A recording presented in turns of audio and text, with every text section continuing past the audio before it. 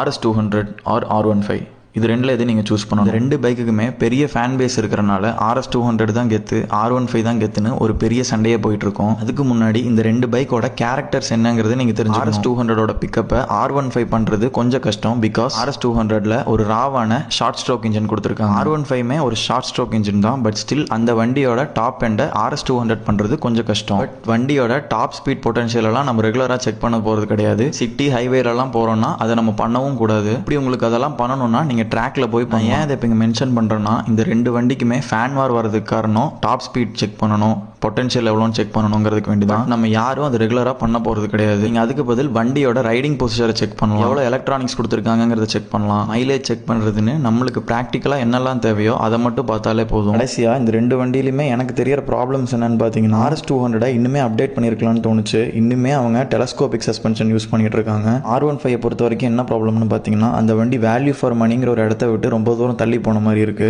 ஒரு 155cc bike 2,30,000 to 2,40,000 on road வருது. உங்களுக்கு இந்த ரெண்டு பைக்ல எது பெஸ்ட் பைக்குன்னு தோணுதுங்கிறத கமெண்ட் செக்ஷன்ல சொல்லுங்க. அப்படி இந்த பேஜையும் ஃபாலோ பண்ணி வச்சுக்கோங்க.